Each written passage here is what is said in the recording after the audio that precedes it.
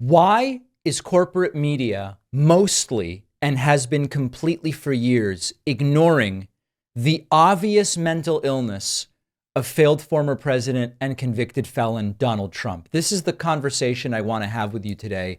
And this is the question I want to start with. Now, increasingly, very slowly, the story of Trump's mental illness. Now, here we aren't necessarily even talking about cognitive decline. We're talking about something else. Something is wrong with Trump.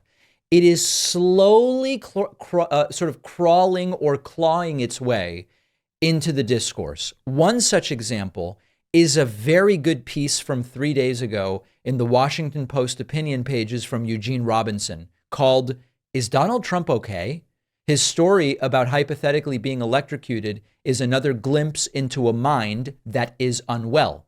And what I like about this article, in general, it's a great thing that in the last 48 to 72 hours, the story of Donald Trump's incoherence and, quite frankly, pretty apparent mental illness, it is getting dramatically more attention. Now, when you start at zero, dramatically more doesn't necessarily get you that much. But a couple days ago, there was this piece on PBS with an NPR reporter where they talked about the very sort of shocking incoherence of Donald Trump at rallies. And now we have this really good piece in the Washington Post by Eugene Robinson, and it makes a critical point. We will link to the piece. I encourage you to read it. It's very short. It takes 3 minutes to read this piece.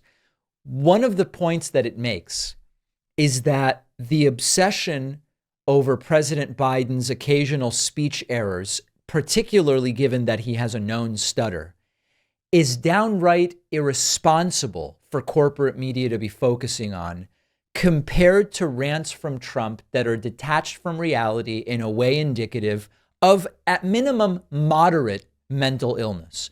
And there's a couple of factors here at play. Number one, the right continues to have a near monopoly on agenda setting power when it comes to corporate media programs. When MSNBC talks about something, it doesn't, even if it's coming from a sort of center-left Democratic Party perspective, it does not set the agenda for the next 24, 48, 72, 96 hours among, quote, the left, in the way that when Hannity floats the idea, or when Tucker, when he was on Fox, would float the idea that maybe the FBI did the January 6th riots, it is everywhere on right-wing media for days. Charlie Kirk will talk about it. Candace Owens will talk about it. The next morning, Fox and Friends refers to Tucker Carlson's rant. And then all day on Fox and Fox Business and Real America's Voice and Rumble and all these different platforms and channels, the agenda-setting power of Fox News compared to something like an MSNBC is part of this.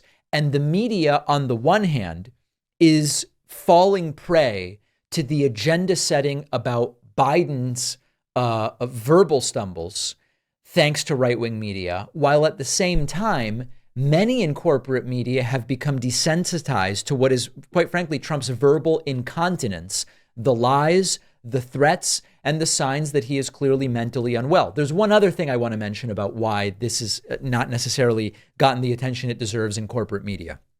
Trump's decline, while steady, has been relatively slow. And what I mean by that is that if you look a year ago, Trump wasn't as bad as he is now. And if you look at a year before that, it wasn't quite as bad. And a year before that, and if you keep doing this, you kind of get back to 15 years ago on Letterman, where he was relatively articulate, used a much broader vocabulary, and did not exhibit a lot of the signs of both cognitive decline and mental illness that he now does. So the fact that this guy's been in the public eye as a political figure for 8 years and has been steadily but slowly declining for 8 years also is part of, there was no one day where all of a sudden, wow, Trump's really lost it.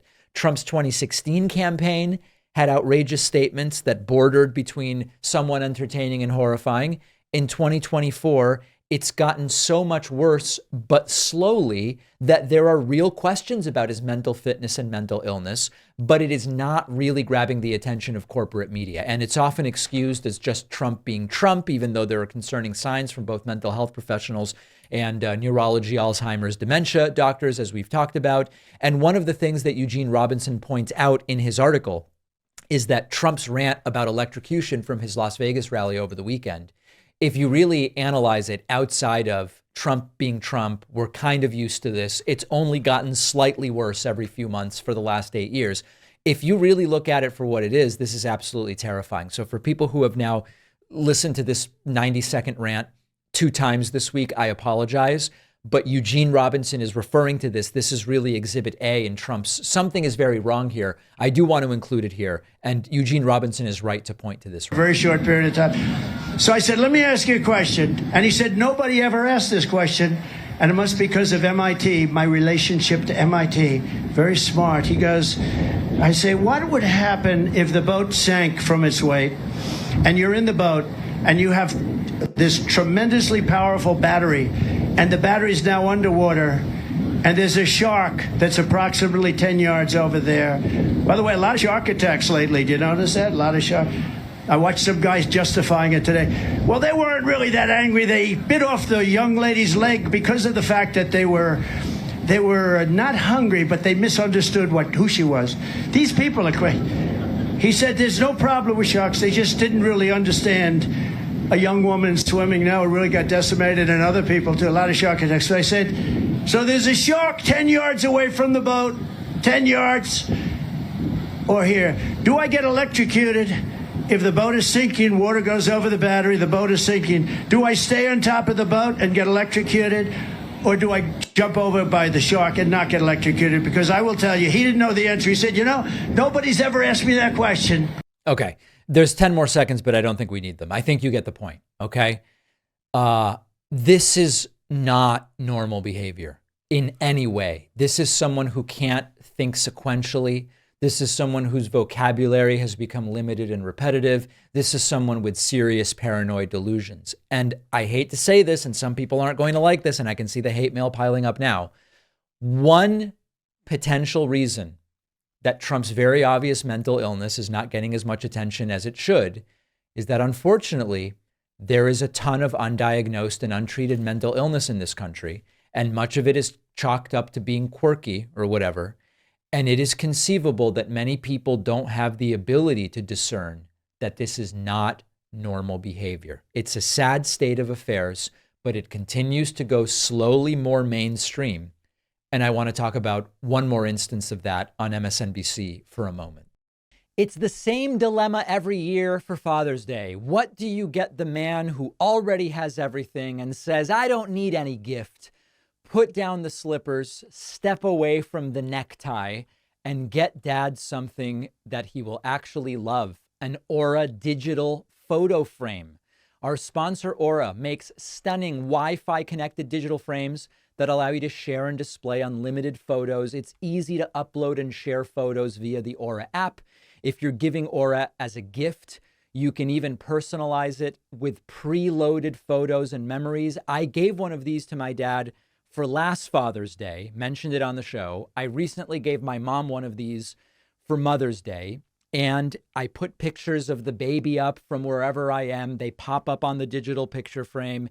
It's great. And my favorite part is that you can put pictures on without even unpacking the frame. So it's still ready to be opened up, but with pictures already on it. Now, both I and my dad can add and remove pictures remotely using the app. You also get unlimited storage on the cloud. And right now, Aura has an amazing deal for Father's Day. Go to auraframes.com/Pacman and use the code Pacman for $30 off plus free shipping on their best-selling frame. The link is in the description. Terms and conditions apply.